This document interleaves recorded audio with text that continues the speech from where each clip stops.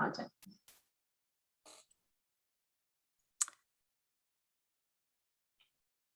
Greetings, welcome. As you're coming in and getting settled, we'll give people about 5 minutes to get situated. And while we're doing so, wanted to welcome Michelle Johnson from Duval County Public School Systems. We're honored to have an opportunity to present with her today. And I want to also welcome and thank the talented Wendy Oakes from Arizona State University and Rebecca Sherrod from University of Kansas. Two very dear friends and colleagues. I'm thankful to them for being here today. And we're excited to get started with you. We're going to give you about 5 minutes to get situated. So welcome. And I want to thank Lucille Eber and others for their incredible job, especially Kelly. Just excellent job getting set up for today. You'll see that they've shared with us some expectations for all virtual forum expectations about being respectful and being responsible and being safe. We'll be looking forward to supporting these expectations for the overall events, the chat, as well as the poll and tabs. And if you're having any challenges tech-wise, both Wendy and Rebecca will be having an opportunity to provide a little redirect for you to find some support.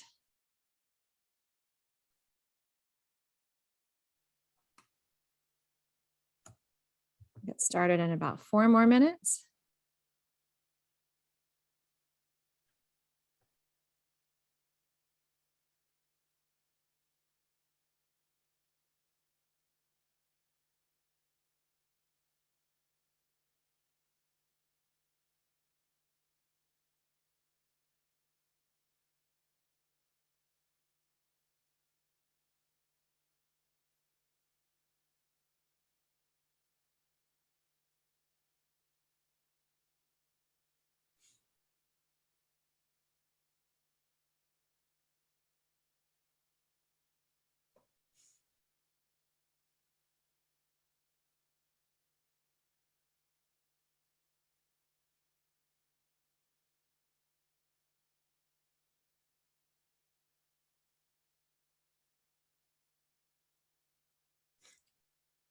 All right. And as you're getting set up, you'll see some tips for participants on the screen about how to engage in the chat with others and where to post questions.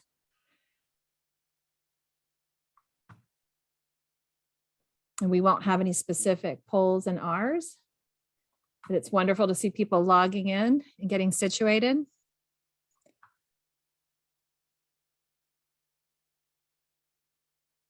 Tammy, thanks for your nice words in the chat. And Lakeisha, thank you.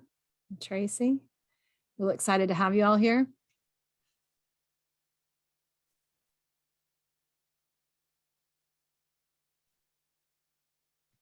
And again, if you have any challenges tech-wise, there's a help desk option that can also be useful for you. And we'll get started in about 2 more minutes.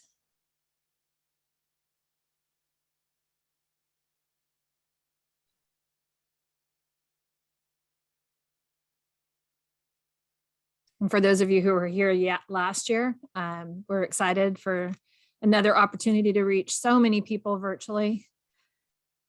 Thankful to the PBIS 5 Center and the center directors, Randy and Heather and Kent and Tim.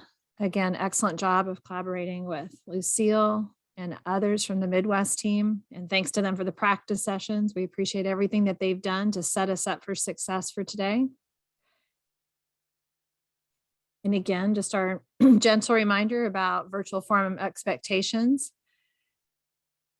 And today, the 4 of us are going to be focused on a topic that's near and dear to our hearts, systematic screening, specifically detecting and supporting students with internalizing behaviors, as well as those with externalizing behaviors. And I'm excited to see people like Anna posting in the chat that are excited about the topic. We are too. And as people whose life work this is, we're really excited to be here. So thank you. Okay. We'll start in just 1 more minute.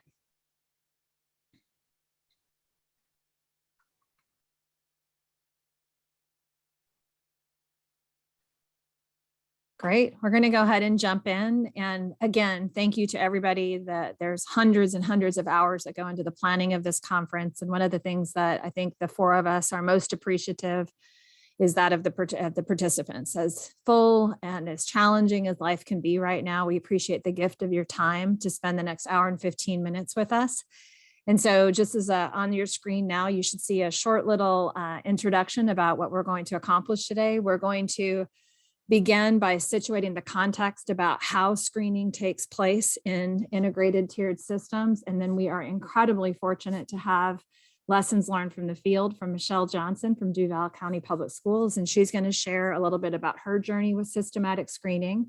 And after hearing from her, then we're going to pursue a few other little topics. We'll be talking about issues of transparency as you screen, thinking about access to information and collaboration. And we want to situate all this work on screening to be mindful of the overarching goal about looking for kids at the first sign of concern and then responding effectively and efficiently with evidence-based practices. So we're going to do some focus on prevention and some focus on responding, all the while making sure that we're doing a really good job of meeting students' multiple needs, academically, behaviorally, and socially, and also making sure to take great care of the educators that are engaging in the screening process, along with families and their children. And then we'll close a little bit with some next steps, and we welcome your questions in the chat throughout.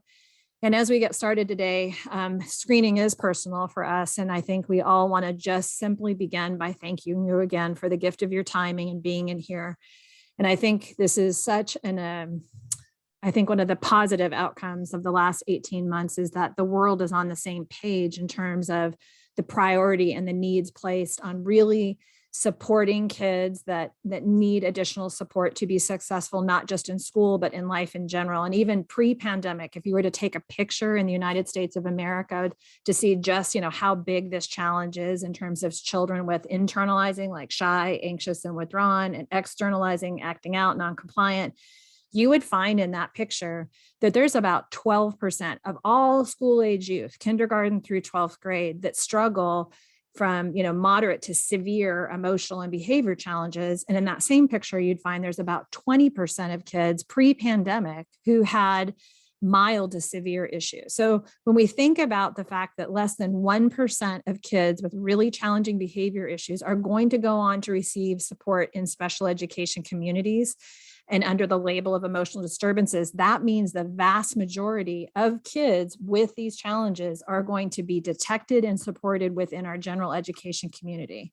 So when I look back at the last many, many years of screening, thinking about how things were done, pre-screening, that reactive approach to managing challenging behavior, where we waited for challenges to occur and then intervene, often with consequence-based approach.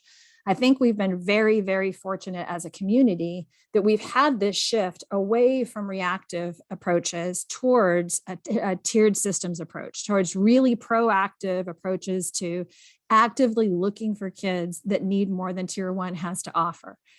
And I really think it's a gift that we now have these systems that have been studied and vetted for many years. And the screenings that we're talking about today are one important active ingredient, like a hallmark characteristics about data being necessary to actually make decisions about what's happening at Tier 1 and who might need more than Tier 1 has to offer. And it's a big priority towards our equity work, because part of closing gaps in access to different groups of kids is going to be making sure that we are accurately and systematically looking for kids that might need this extra support. So when we think about our conversation about screening today, we want to situate that within our idea of tiered systems of support. And the National Center has been going for more than 15 years now. And this has been a huge gift to the educational community and families alike, with a clear priority on positive behavior interventions and support. And now we're starting to see these broadenings of ideas of tiered support that are also equally committed to making sure that we're meeting kids' academic, their behavior, and their own social and emotional well-being needs.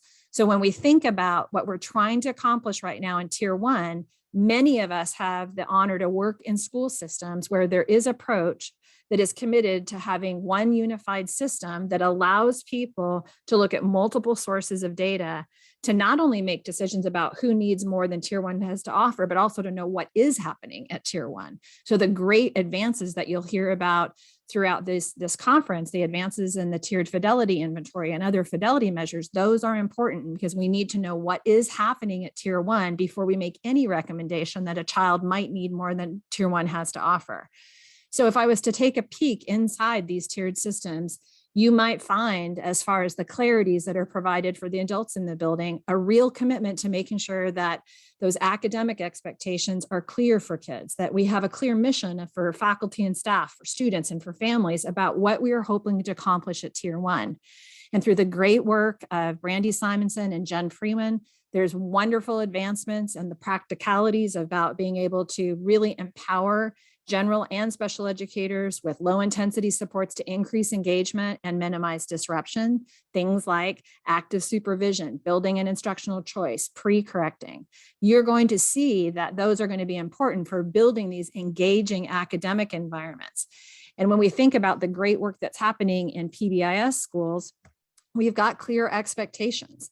We've defined what we mean, just like we did for this session. What do we mean by being respectful, by being responsible, by being safe? And those aren't just a poster or a song in a classroom like George would used to joke about. It's way more than that. It's taking an instructional approach to behavior. Those expectations are taught, they are vetted, they are practiced, and kids receive acknowledgments and optimal conditions from every single adult in the building to let them know how those expectations are going. And now we also have a large priority on making sure that we are attending to kids' social and emotional well-being. And that is important at this point because especially now in the hopefully post-pandemic era, we want to make sure that we're leveling the playing field for students so that we are literally using validated resources to teach with integrity these skills that kids need to be self-determined lifelong learners, to help them be good decision makers, to become aware of their own feelings. And it's not just teaching a lesson and crossing it off the list, it's providing integration at tier one. And when we think about all that has to offer, what we want to provide for every single student from preschool to 12th grade, we want to make sure that there's clarity and transparency on what that tier one experiences is.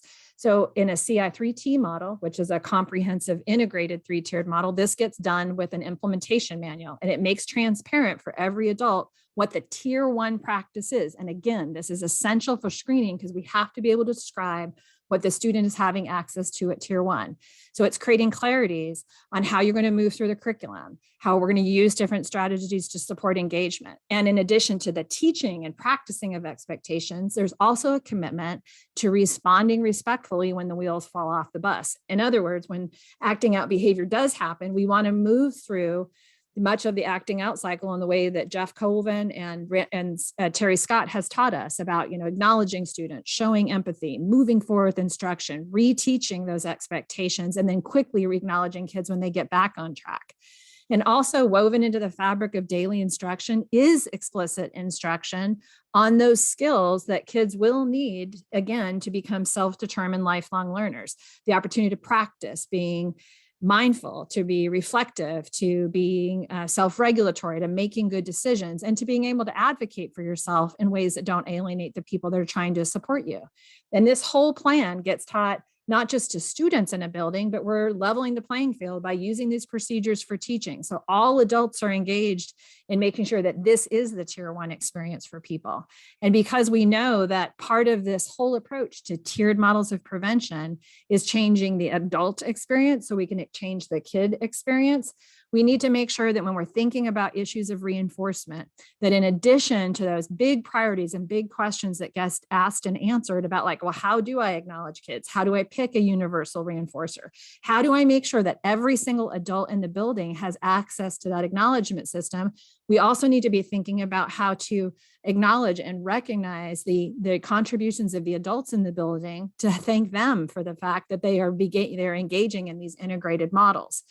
And as part of also of tier one practices, we want to have reliable, valid data to inform decision-making.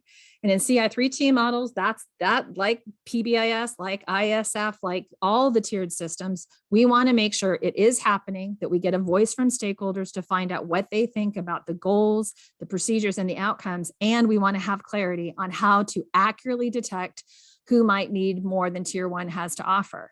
A big part of this work is going to be making sure that Tier 1 is in place, and your screening data will be one source of data to also give input as to how students are responding to Tier 1 efforts that are in place with Fidelity. And as we look at this image of an integrated lesson plan, we're not suggesting that teachers build one of these lessons for every single thing that they're teaching, but we want them to be mindful that with every piece of instruction that we're integrating academic, behavior, and social and emotional well-being. So in addition to having an academic objective stated, we also want to remind kids, we want to use our expectation matrix to set the stage for success. And so we're going to pre-correct kids to be mindful of what is needed during this instructional block. And we're going to give kids opportunities to practice those skills that they're learning, like empathy. And what a great world it would be if that was a core lesson across preschool through 12th grade, so that we could really get perspective taking in the hands of every single child's skills. These low intensity supports, increased opportunities to respond, behavior specific praise, pre-correction, et cetera. Again, these become tools in every educator's toolbox to support kids, not just in instructional settings, but also in hallways and in recreational areas during arrival and dismissal. And we want to make sure there's clarity on how that's taught. During the COVID era, we've also had a great opportunity to build resources for families who also were engaging in shifts and needing to support kids and being engaged in positive, productive learning experiences and safe experiences at the home. And you'll find many resources on ci3t.org as well as PBIS.org to help families set up for success, because we know that parents, of course, are the earliest educators. When we think about a universal reinforcement system for every single adult in the building, we also, again, want to be mindful of making sure that the teams, your leadership teams in your buildings that are often led by your principals, that there's a clear plan in place for acknowledging the adults in the room. Last year, we had an opportunity to present a session on systematic screening, and some of the great tips that we heard from one of the principals that was here, Melissa Blevins. She gave these illustrations to show how she was doing short little videos and acknowledgments to her faculty and staff about reinforcing. And we say all this to set the stage for what is Tier 1.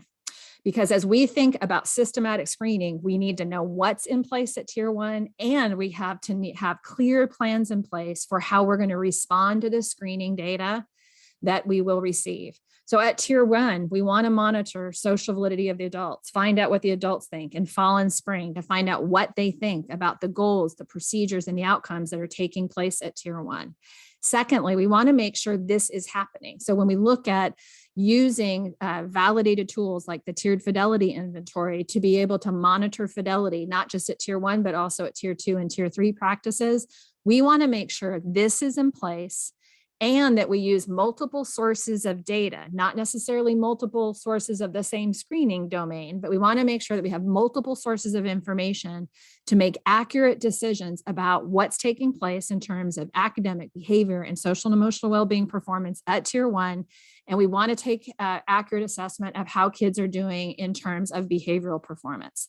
And that is going to be the focus that we're going to look at today. We're actually going to be talking about these procedures for monitoring, specifically focused on using multiple sources of information, academic screenings, behavior screenings, coupled with other existing information you already have in your buildings, like office discipline referrals, like attendance, because we know that school is one of those must be present to win games. We want you to have a rich ability to get a snapshot in time. And these are fictitious kids' names. But if I was a 5th grade teacher, you could see that if I was only looking at one piece of information, like just internalizing or just externalizing, I would miss this complete picture of how this child is doing. And as we think about screening, we did mention in the title that we've got a big emphasis on internalizing behaviors. And we have lots of resources available to you to go learn more about what interventions are effective for kids with internalizing as well as externalizing behavior patterns. But one thing to keep in mind as we're moving through this learning opportunity together today is systematic screening is essential for detecting and supporting kids with internalizing behaviors, because they are not going to do things that often generate office discipline referrals. So again, thank you for your commitment of being a willing learning partner in systematic screening and seeing how to use that within an integrated tiered system of support. Because, and as we used to say back in the day, If you plan to screen, you must have a plan to intervene. It would not be a responsible step forward to start screening and think we don't have anything set up yet for how we're going to use these data, but we knew it was important, so we got started. That's not where we want to leap.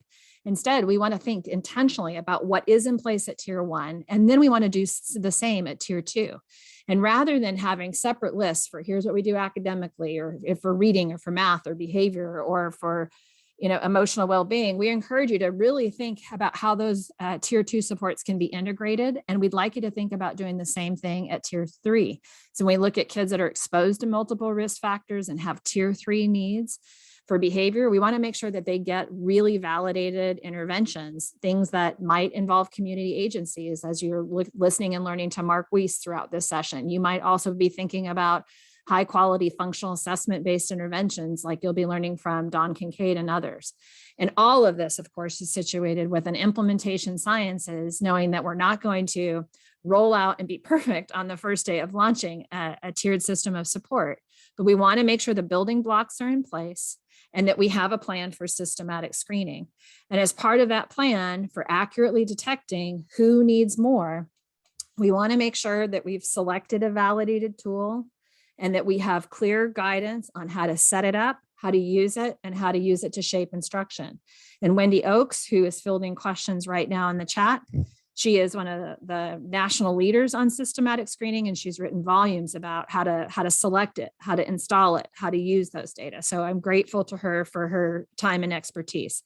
And as we get a chance to listen to Michelle in just a moment, I'd like you to listen to the details of her journey.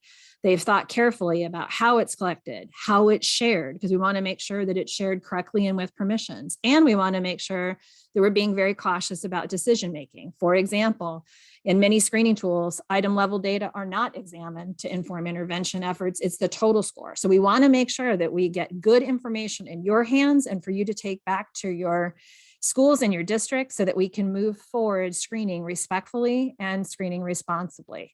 And with that, I will look forward to turning it over to Michelle and hearing about her wonderful journey through screening.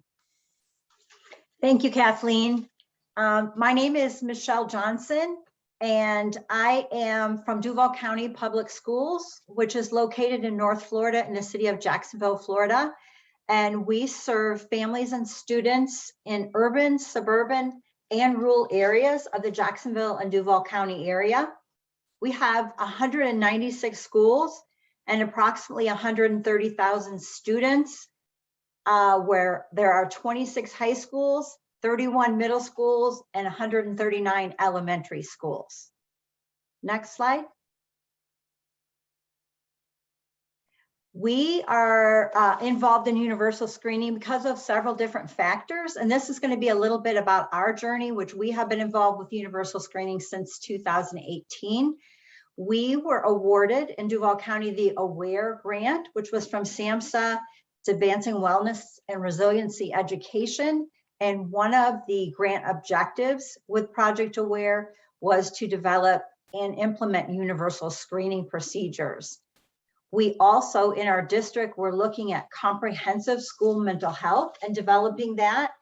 And we knew that we needed to have a screening program that was comprehensive to be able to begin to address the mental health needs, the social emotional needs, internalizing behaviors in our district.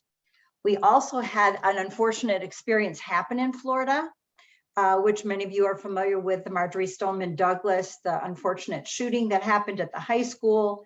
As a result of that, the state of Florida initiated Senate Bill 7026 and 7030, which provided state guidance and mental health allocation funding, which continued the journey of being able to fund our district for universal screening. And we knew in our beginning efforts that we really needed to reach students because we knew there were so many students that were falling through the cracks. They were typically underserved and they were having internalizing factors, but we did not have a systematic approach to identifying and reaching those kids. Next slide. So as part of the comprehensive school mental health program, we really developed a definition that we perceived in our work with Project AWARE as complete mental health. And so we have positive indicators, the presence of social, behavioral, emotional well-being, and resilience factors, and also minimizing the problems and reducing the risks. And so you'll see on this chart increasing. So we're certainly interested in servicing and supporting both sides in our multi-tiered system of support framework.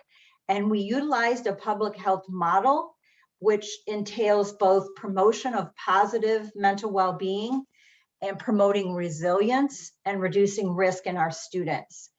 And so this model helped us to identify students who are at risk, including students with problems now and the range of severity which they may be presenting with risk. And we utilize that as guidance. The process began with initially us starting to work with our district and community leadership team, which is a committee that consists of community and mental health, leaders at the district, school-based staff and personnel, which helped to guide the work of the journey of initial screening. Fortunately, we did have the AWARE grant, which had the objective to complete universal screening and the funding. In the very beginning phases, I met with the school district attorney because, of course, we had to make sure that it was legal, ethical, and that we had to think about liability factors. And we were really fortunate in our journey to be able to understand that we could have what's called opt-out or passive consent, similar to what we would think about screening vision and hearing. So we were never going to be diagnosing. And so we likened it to, we screened lots of kids for vision, lots of kids for hearing. This is another screening. So parents were able to opt out through that process. And we really needed to ensure that we had everything that schools needed to implement screening. And that was going to involve with this instrument, computers for students, access to that, as well as the professional development and the training so that we could feel confident to initiate the screening process for our students. We also needed to ensure that we had adequate resources at all tiers, because of course we were going to be getting lots of data and we needed to ensure that we were responsible in helping to support the students we were identifying. Next slide. Okay, we selected through a process, we had support from the University of South Florida in doing Project Aware, the SAMHSA grant. So they came and presented lots and lots of data and information to our team. And we reviewed, I would say, probably 20 different screeners to be able to come and make a decision about what would work best for our district. And so we selected the PBIS, which is the Behavior Intervention and Monitoring System instrument. And it's a measure of social, emotional, behavioral functioning in children and adolescents, ages 5 to 18. And the PBIS standard form includes 34 change-sensitive items that are used for screening, behavioral concerns, assessing and monitoring the progress, and mental health related concerns.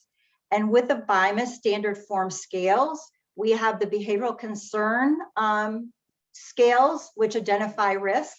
And those are conduct, such as anger management, bullying behaviors, negative affect, cognitive attention. And then the thing that we really liked, also in addition to the scales that were previously mentioned, were that they had strength scales. So the adaptive scales, which were the social and academic functioning. It is a 5-point Likert scale. So it goes from the responses from never, rarely, sometimes, often, and very often. The teacher report aspect of it is for children that are under age 12. And then the student self-report was students that were 12 and over. The PBIS cost approximately $4 per student. And we were really looking at usability, practicality, what specifically was this instrument going to measure? Was it what we needed? How many items? How long was it going to take? Was it feasible? We have a lot of students to assess. How could this be administered? Also, where is the data going to be stored? The confidentiality aspects, who's going to have access to that information? How will we be using the data for decision making? And what training and coaching is needed to be able to really begin to implement that.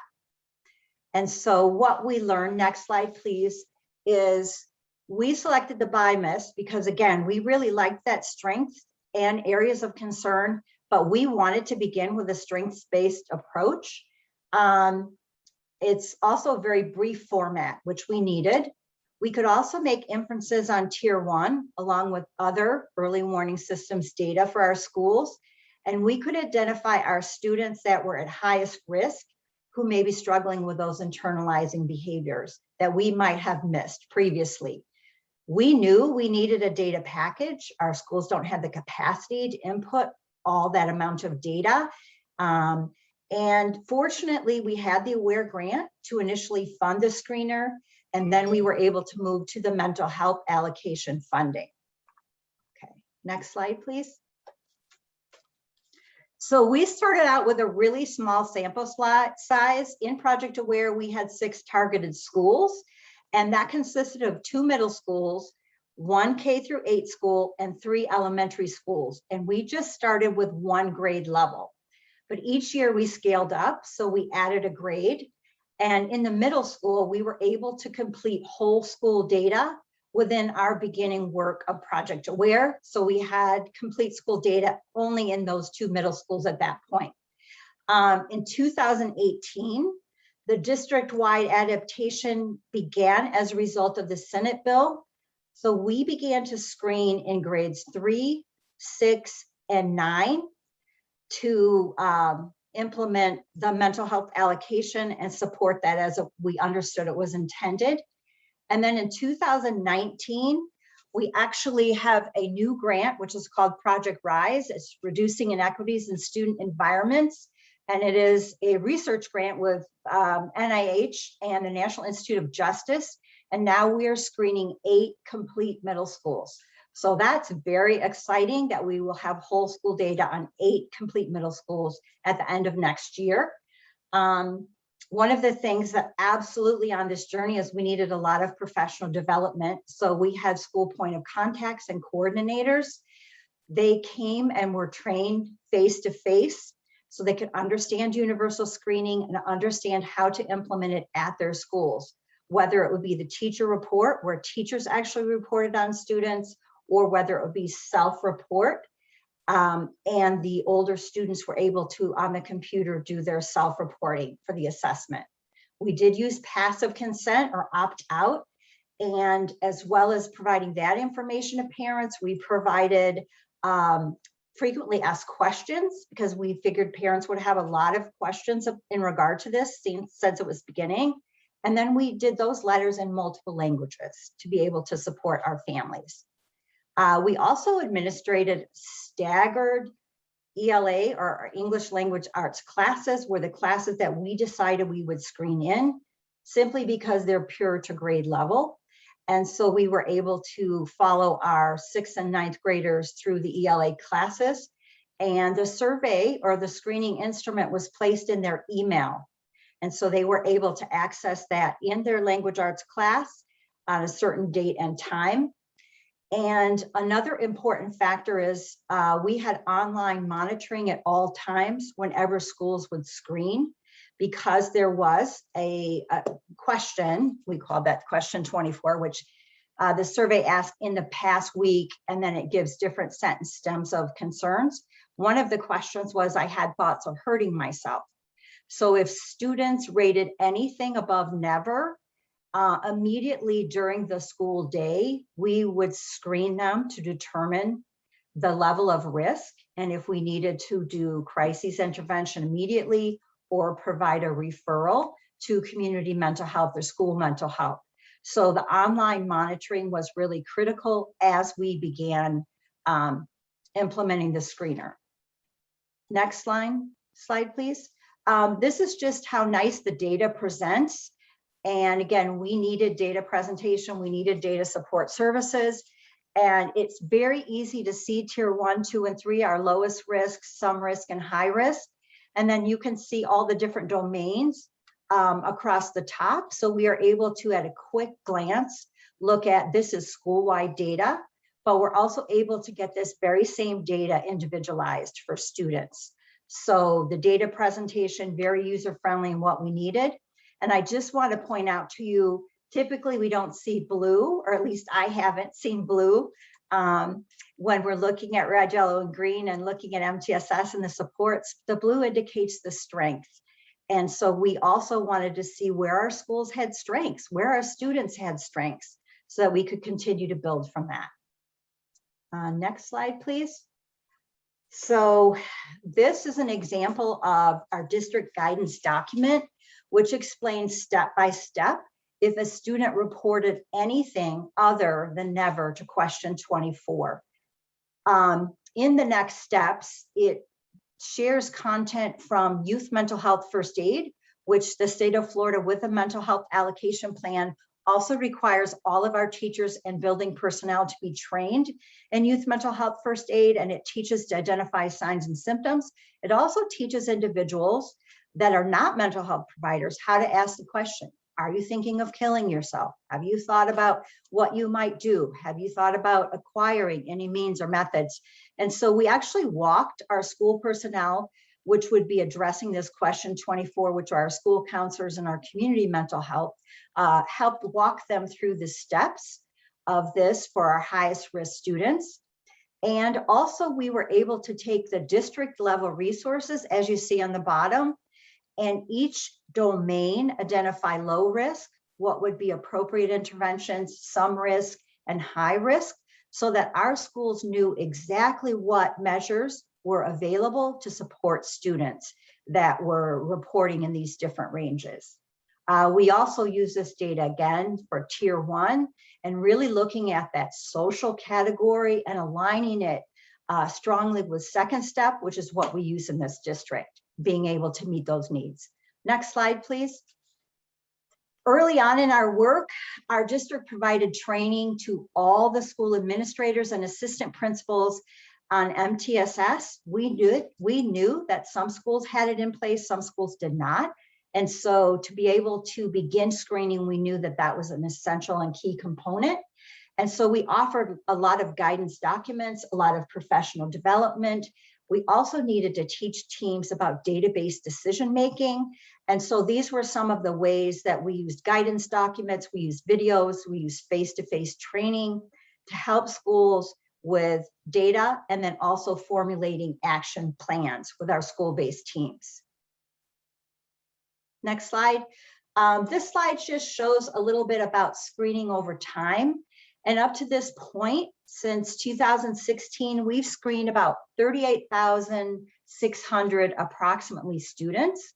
We are now in a screening window that began October 4th.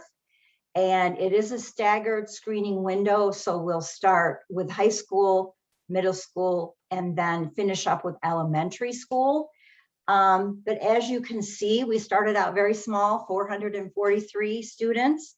And then by 2018, we had 13,537 students. And that was the first year that we implemented district-wide, not just the targeted grant schools, but district-wide screening.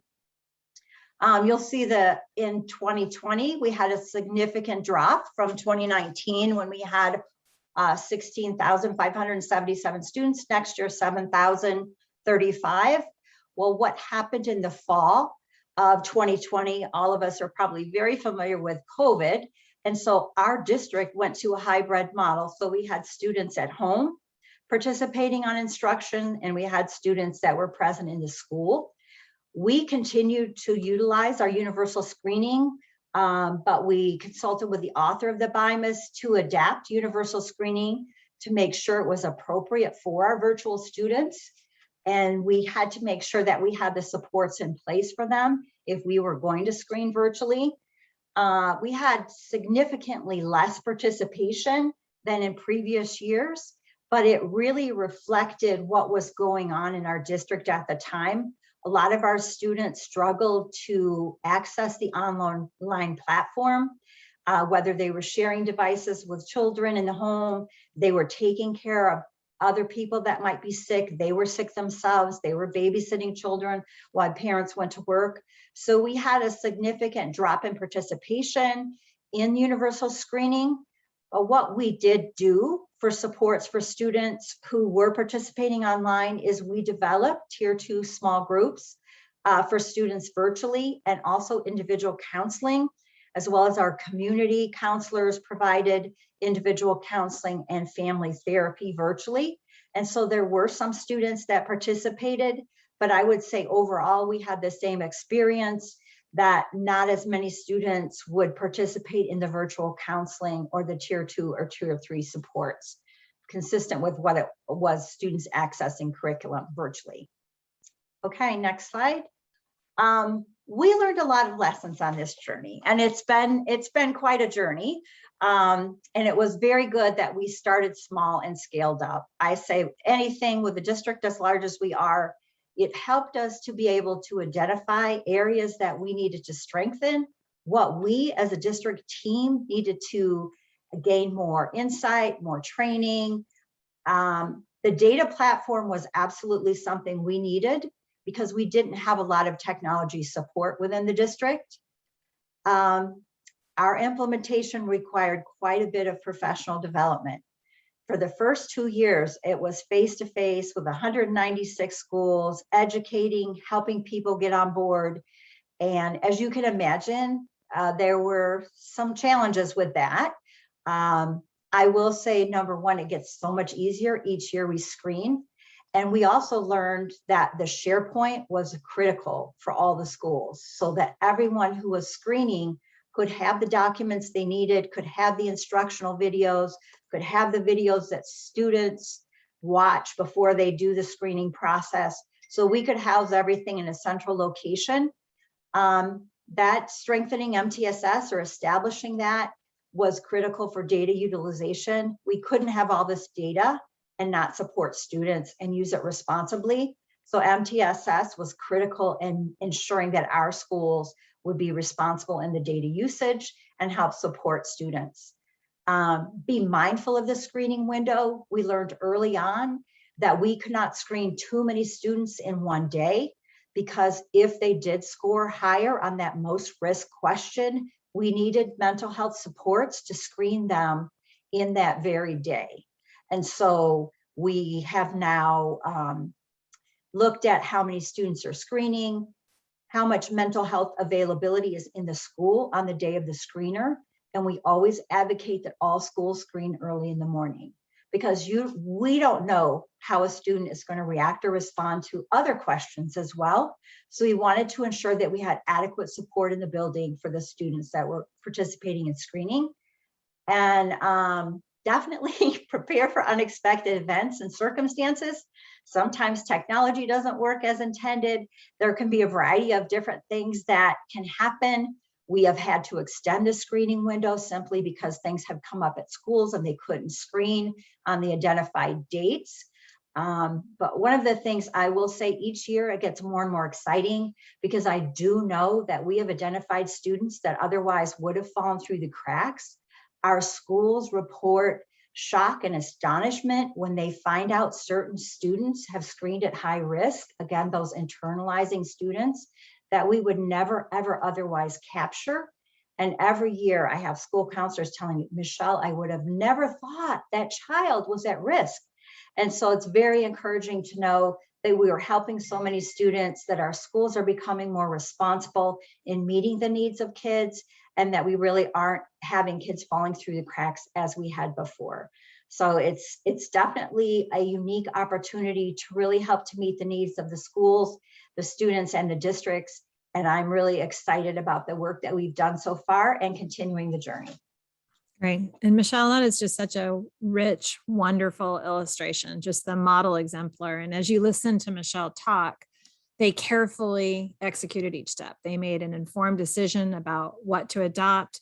You heard her talk about the transparency, making sure that there was information shared with families, like the importance of knowing that it is yet another screener, like vision, like hearing. And in Tennessee, they even do body mass index screenings.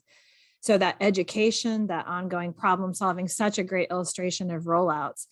And as you heard Michelle chat about their journey through systematic screening, you heard repeatedly about the importance of using the data to shape that student's experience, using those multiple sources of data. And as we think about your priorities about moving forward with screening, you also want to like really attend to her words of wisdom about making sure that you do so in a way that is responsible, in the sense that you've got a plan for not only what to do at tier 1 and being sure that that's in place, but also having a plan for resources to connect kids to. So in the perfect world, you're going to have these clear paths forward for what am I going to do if a child has tier 2 or tier 3 needs. And we want to make sure that kids get what they need as quickly as possible. You also heard about the value about when she was like getting to schools that had the entire school screening, because then she could take a look at the overall school experience, like the overall level of performance, not just academically, but behaviorally. And another benefit of screening is that in addition to this transparency, it does give really an opportunity for teachers who are privy to information that nobody else is. Like when we, as parents, and I'm a mother of 2, when they are dropped off at school in the school age years, they're presumably awake with their teacher for 7.5 hours a day.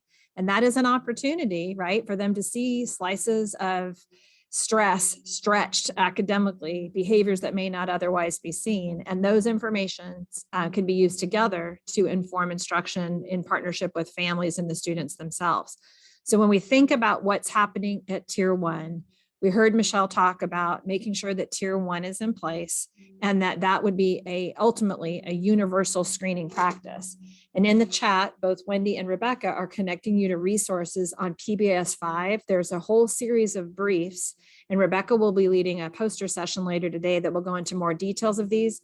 But there's a whole series of briefs that are currently available and some that are in the queue that are coming soon to kind of walk you through each of those stages: selecting a screener, getting it installed, knowing what to do with the information, and for communicating with your community as those data are coming in. As we think about other screening tools, we also want to illustrate that those can, like what she was illustrating, there's a range of tools and they can be used over time, and they have been used for a period of time. These are data from 2007 through 2011. And a lot of the schools that we support through our work with CI3T, Comprehensive Integrated Three-Tiered Models, we've had the opportunity to have a number of federally funded grants and OSEP funded and IES funded through the years. And these are data that are another illustration about once you reach that school as a whole. And in many of the partnerships that we have, they often will, if it's a large districts like Michelle, they'll identify certain schools to start with that become model demonstration grants sites, or there'll be model demos that will be like an example elementary, an example middle, an example high, or an entire feeder pattern. And as you might have heard from Dr. Davis this morning, they had a journey as well through systematic screening, and they had a specific rollout plan. But the data that you're looking at right now are from one elementary school. And in this particular district, they had 47 schools overall in the district, and they started screening with a group of their elementary schools. And in this one, they decided to screen K through 5 overall, the very first out of the very first time point, which was fall. And in this district, they did fall, winter, and spring. So fall occurred 4 to 6 weeks after the school year began.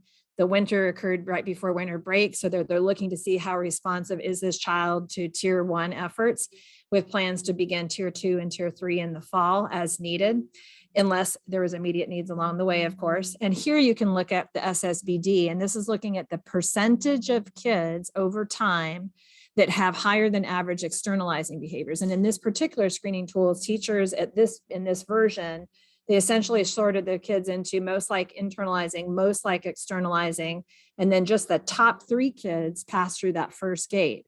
And then the teachers filled out extra information. And like Michelle mentioned in the screening tool that she's using, there was some adaptive information and some signs of concern. And this tool, there's actually a critical events index, which is like behavioral earthquake. So 1 is cause for concern. And there's another subscale that looks at the combined frequency index of adaptive and maladaptive challenges. And together you get this information to say whether or not the kid has higher than average risk.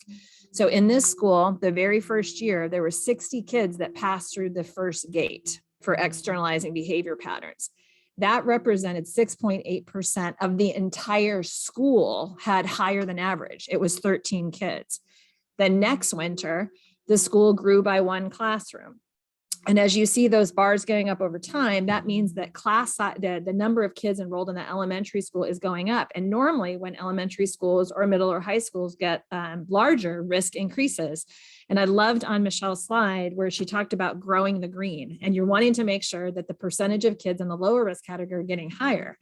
And as you look at these data over time in this building, we saw externalizing behavior, which is acting out behavior, decrease over time from about 6.8% to less than 3%. And our sweet spot is going to be like ideally under 5%. And now, just as she was illustrating, there's a way they had the same capabilities to go to determine who had higher than average levels of risk. And that tool also does the same thing for internalizing issues.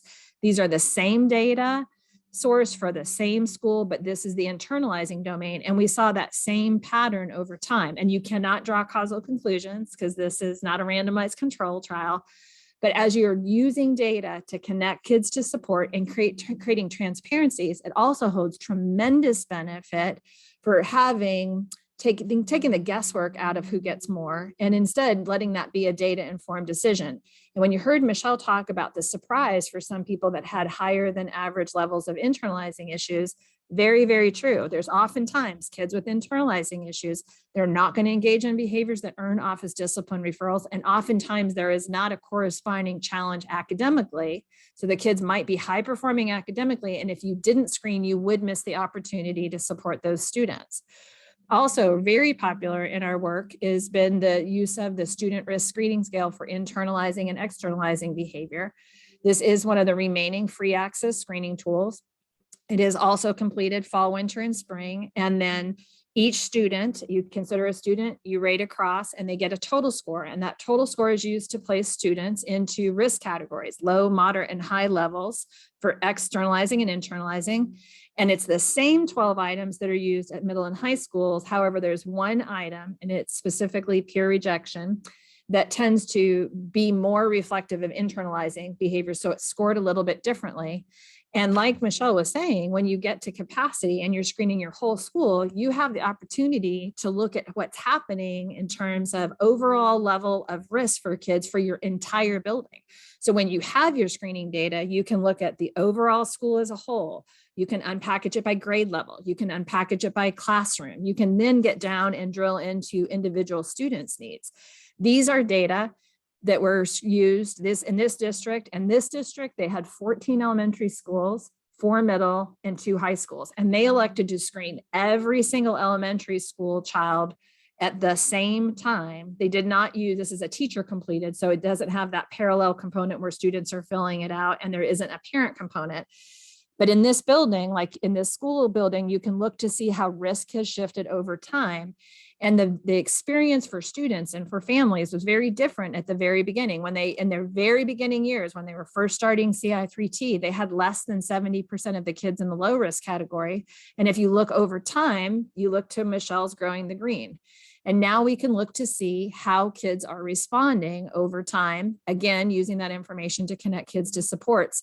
And we also have the gift for that same tool. There's 5 items that measure internalizing for elementary and 6 that measure it for middle school and high school, but it allows us to get these snapshots. So instead of it being like a counselor, a school psychologist, a mental health provider saying, do you have anybody? Do you have anybody? Do you have anybody? You're literally systematically looking 3 times a year to determine who might need more. And the other thing that is really important about these screening tools is we've had an opportunity to do multiple predictive validity studies that basically means like how accurate are these screening data in predicting how school goes for these children. And we've learned in partnership with many people like yourself that we've learned that those fall screening scores predict how kids end the year. It predicts suspensions, it predicts expulsions, it actually predicts reading performance, like how they end the year. That is important to you, because if you could spend 15 minutes at the beginning of the year, or 30 minutes or 40 minutes, depending on the screening tool you select, if all your teachers screen every single child one time and that information predicts how they end the year, you don't have to wait for them to have those outcomes, you can intervene. And I'm loving watching people grow into this appreciation of systematic screening. These data are from a high school principal who actually presented at this forum several years ago with his vice principal. And he shared these data with us. And he's like, Kathleen, check this out. One of our math teachers mentioned that we've now been screening for 3 years, and look at what we found in terms of how it's going. This is internalizing behaviors. And this was when they first screened at this high school, 9 through 12, they had 80% of their kids at low risk for internalizing issues. The next year it was 90, and that sustained approximately to 90 the next year. They could also then see creating transparencies as who was in the moderate risk and who was in the high risk category. And it was wonderful. They're looking at their data, they're looking at the school as a whole. And so when they're sharing information on their school improvement plan, sharing out to the state, there's value. I'm not saying there isn't value in office discipline referrals, but they are challenging to collect reliably. And again, they don't tell us a lot about kids with internalizing issues. There's great convergent validity, as we've learned from Kent McIntosh and his excellent work on systematic screening. They are really accurate in detecting kids that act out. So when we think about the value of internalizing and externalizing behaviors, we know that from elementary to even middle and high school, even in a high school teacher or a middle school teacher, where they're not rating every kid every period, they're rating kids one period, those scores in the high school age, they predict the kid's grade point average. They predict the number of classes they fail. They predict the number of visits that they're going to need from the nurse. And it's not that the nurse is a bad thing, but the fact that they need to go to the nurse so often is indicative. And it also, again, predicts suspensions and expulsions. And as you are thinking and contemplating, and I am watching the chat, and I am appreciating people's posts and checking out the resources, you're in a really wonderful group of community of learners. And there will be a facilitated discussion, I believe, tomorrow night, led by Joni Splett. Check me to make sure I have the right date. But in those conversations, you're going to want to make cautious decisions, just like you heard Michelle. You heard her make sure that parents were notified. They had the option to opt out. But once parents know how these screening data are used, they're not used to exclude or remove a child. They're used to shape the educational experience and support kids' emotional well-being, as well as their engagement and minimize disruption. They often see the gift of screening. The other thing that you heard her talk about is the importance of storage. You don't want to just screen and dump it. You want to save these data over time so you can look, as I was sharing with you, these journey over time for what it looks like as you're rolling out your tiered system and looking at your fidelity. So you're going to want to look at the fidelity of implementation, and then look at these behavior screenings and these academic screenings. And when you're looking at things like internalizing and externalizing behaviors, remember, those are manifestations of well-being. If a kid has higher than average internalizing or externalizing, that is an indication of cause for concern. So we want that information to be shared. And if you have items like the SSBD also has items like Michelle was talking about, if there's certain sensitive items that require immediate response, we must be prepared to respond. So as you are setting up for success, know that we've got templates and things on the website for you to begin to organize your data and make those decisions. And screening can take place from preschool to high school. And it's wonderful if you have plans in place for already having that coordinated conversation of what the district level leadership is going to be. You heard Michelle talk about the need for professional learning. It's more than just launching the screening. It's then being prepared to use it. And so we want to communicate with it, look with it over time. And that's part of the gift that Rebecca and Wendy and I have been able to do, like in one of our projects Enhance, through this integrated tiered system of support project that we have, is we have the gift of working with 34 different schools right now, and they're all screening as part of regular school practices. They're using those data with their fidelity data, with their academic data to shape instruction. And as you think about your own personal context, be thinking about what a wonderful thing it will be, or maybe already is for you if you're there, about being able to look at your school as a whole, then being able to package it by grade level or department or classes specifically, as well as doing those individual connections to make sure that all kids are considered, to make sure that they get their extra support, additive supports at tier 2 and tier 3, so that they can enjoy what I would think is important to have, like a joyful life at school and beyond. When you're thinking about the systems level structure, like how do I get it off the ground? And I know some of you are here today as highly motivated educators, general educators, special educators. We've got students, we've got families, we've got administrators. when you're thinking about representation, we want to make sure that you're thinking about a communication structure within your district. This is an illustration from one of our district partners, one of the ones that I was just visiting with you about. And in it, they had a district CI3T leadership team that they had point people, including their tech people, to help with setup. You heard Michelle talk about the platform. Very important that there's a plan for distributing and making sure that the data are protected. They should not be emailed. They should not be made widely available. Item level data are typically not used to inform decision-making except in very specific circumstances. But we want to make sure that there's a clear communication plan from the district to each of the schools. And these little yellow boxes indicate people, representatives from those schools that participate on the district leadership team, so that there's two-way articulation. So as you're thinking about that screening, the other thing that we wanted to touch on is screening in the COVID era. And we've had lots and lots of, I think, wonderful things happen during this time. I think the world is on the same page right now. When this all happened in March of 2020, we had hundreds of reach outs to find out, what do I do? How do I begin to detect kids? How do I know how they're doing? So it's wonderful that people have prioritized this in the same way that we're prioritizing academic screening. And there was a survey done by Allison Brune, who's at University of Iowa, and she did this great survey to find out how prevalent was behavior screenings. And Amy Breach from Northeastern has done similar work with Sanjay Shafulis to find out, like, how much time and effort are people putting into behavior screenings? And I would predict if those were replicated now, these would be much higher. It used to be that these were not as prioritized as academic screenings, but those are shifting.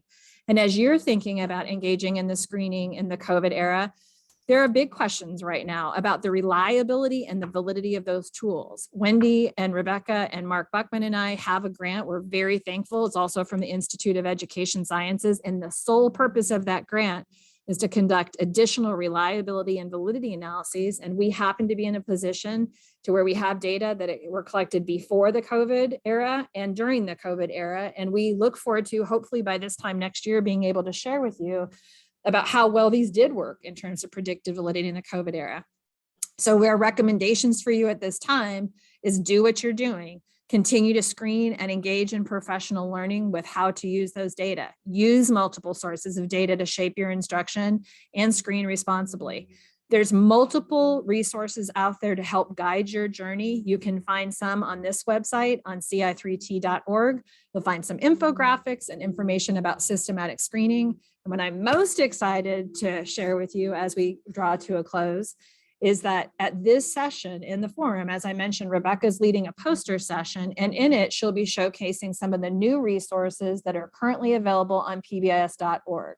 Specifically, and Wendy, thank you so much. You've done an amazing job in the chat to be able to give direct links to some of these briefs, but there's one right now that's currently available on selecting a universal behavior screening tool. And in it, we have a host of guiding questions to walk you through that journey, like, who are you trying to find? Is it internalizing and externalizing? Are you looking for something that's strengths-based? Do you have any money? There's very few free access screening tools out there, but they still exist. Do you want something that allows for multiple perspectives? So you can use that as a guide. There's another guide out there right now called it's Lessons Learned from Practitioners. And this has been wonderful. We've been able to glean information from many of our CI3T leaders, from principals, from counselors, et cetera. And with their input, we've been able to develop this practice guidance, like practice from the field and some boots on the ground. In addition, you'll find some information about communicating with your community about systematic screening. It is not a secret. We absolutely want to be transparent. We want to make sure that people know what's being done and how the data are used, much in the same way as you heard Michelle talk about, for vision, for hearing, but we want to be communicating that in the onset. We want to be clear about how it's going to be used. And I would add to that, it is equally important to provide ongoing professional learning for the educators who are doing the screening. Because as you onboard new people, you're going to want to make sure that they understand not just the how, but the why. And Wendy Oakes and David Roy are doing some really nice resources right now as part of Project Enhance, where it's all about onboarding, not specifically to screening, but welcoming people into your community when you're working in a tiered system. And in addition, you'll find a very quick, easy to access guide, just like a little table that gives you some information on screening resources.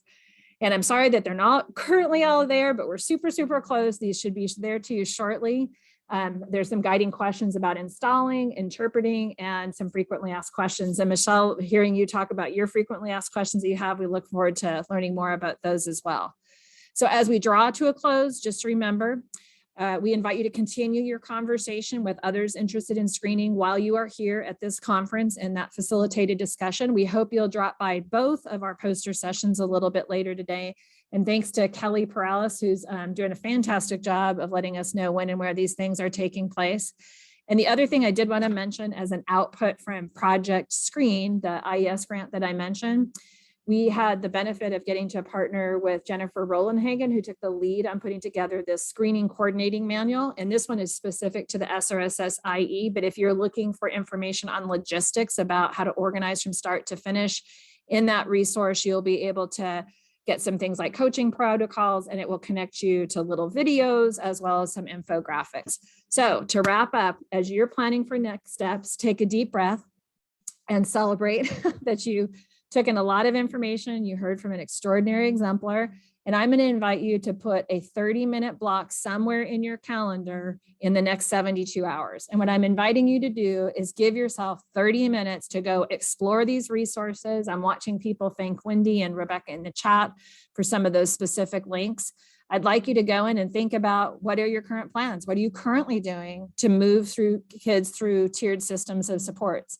And I'm going to like you to think about the resources and the plans that you have in place right now, as well as that others that you want to bring in, making sure that we're highlighting things that have enough evidence behind them to suggest that if you do this with fidelity, it's going to get this change. And right now, a lot of us are prioritizing students' emotional well-being. So as you're thinking about, for example, supporting kids that are managing anxiety, what tier 2 supports do you want to lean into that can be helpful? And how would you use those during instruction? Also, you might want to think about other tier 2 supports like self-monitoring that can help kids regulate how they're feeling, use their relaxation strategies, and engage in reading. So excited to think about how you're going to marry those together. You will find on our CI3T website some examples of tier 2 and tier 3 intervention grids that help to operationalize how you can use screening data to connect kids to these supports. These are possibilities, but you're welcome to download them. There are some available in Word documents that are editable if you'd like to build those for your school. And I want to also mention that this is a journey. Allow yourself the gift of imperfection. Allow yourself to be a learner in this. And as you heard Michelle talk about what she's learned along the way and the refinements, that is just such a wonderful thing to take information in, glean our successes, continue our education. And I'd love to share this slide with you just to remind you that whether you're a learner at tier 1, tier 2, or tier 3, we want to make sure that you're giving yourself dedicated time to interact with high quality, on-demand professional learning resources, as well as attending events like this. So I'm hoping you're going to come out today with an opportunity to fill your own toolbox so that when you think about building your assessment schedule next year for your school, you might be getting ready to put systematic screening for challenging behaviors into your action plan for the next year. So I just want to thank you. We will now encourage you, if you would, to please open up, use your QR code. You can scan this.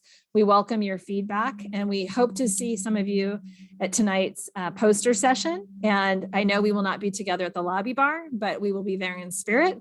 And hopefully next year we'll be back in person. And if you would, give us a little bit of feedback on today, drop into some poster sessions and continue your lessons learned and on systematic screening. And a huge shout out to Michelle. I want to give a big clap for you.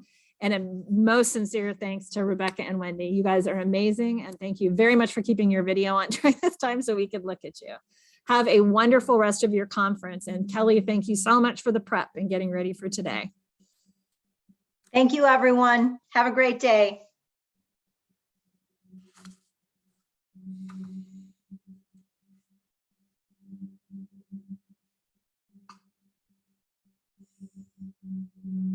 As you're taking a few minutes to go ahead and fill out your evaluation, we'll be circulating back through the chat if there are other questions that we can ask and answer.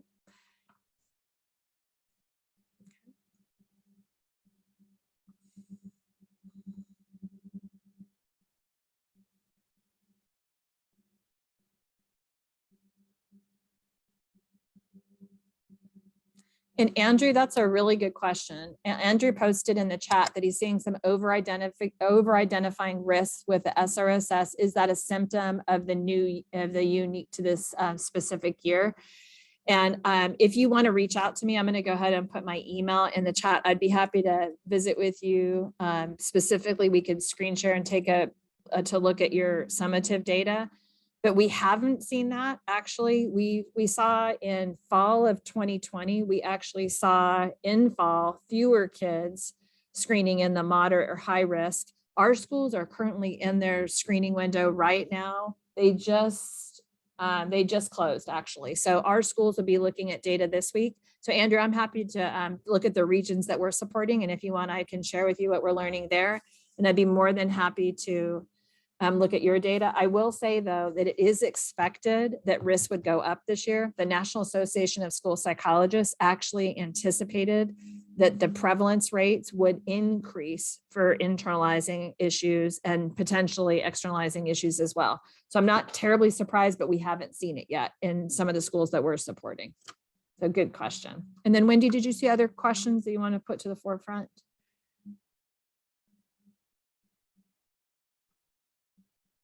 Andrew, you are so responsive in the chat. You are more than welcome.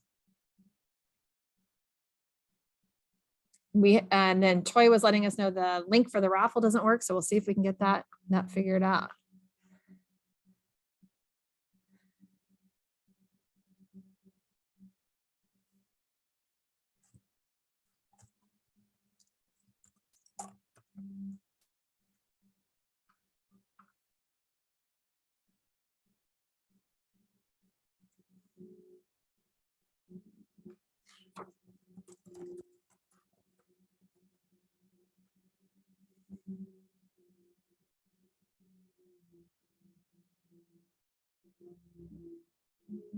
And that's a really good question. There was another question in the chat about their district is using the SRSS IE as well as the SABRS. And they said that they're seeing more students coming back as at risk on the SRSS IE.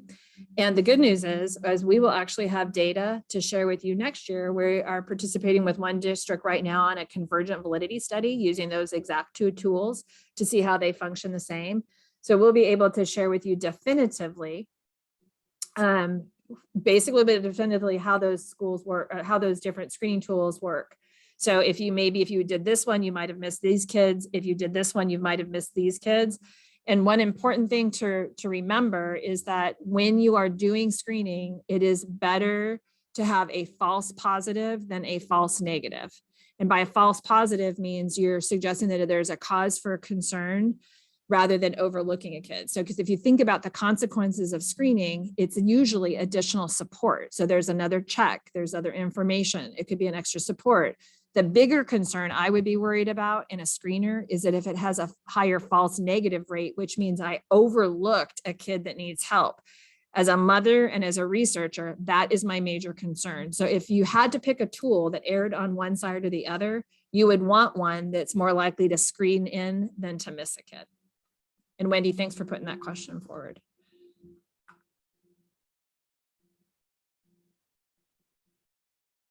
And Sarah, same, I'm going to go ahead and put my email in there if you want to follow up on that question. And that is a really good one. And there's lots of studies on convergent validity studies that will actually have psychometrics to say, here's basically the consequences of screening with one versus another. And they let you know, are you basically picking up the same kid? So great question. And if you want to share your email with us privately, we can reach back to, or feel free to email me. I'm happy to. And then Kristen, yes, there is a link. If you click on the professional development tab on ci3t.org, if you click into any of those interventions, like if you click on the behavior education program, the check in, check out, you can download an intervention grid so that it will show you how to use your screening data to connect kids to check in, check out. There's one that you could use like for writing interventions and repeated readings, as well as self-monitoring, behavior contracts and things. And again, that's on the professional learning tab. You bet, Sarah. Thank you. Wonderful. Well, thank you all. Have a wonderful conference. I hope you leave with your heart and your mind full. And again, thank you for the gift of your time, especially at such a challenging time in life. and during the year. And again, closing out by saying thank you to Michelle, Wendy, and Rebecca. Enjoy the rest of your conference. We will stop sharing now and look forward to seeing you hopefully at a later poster session.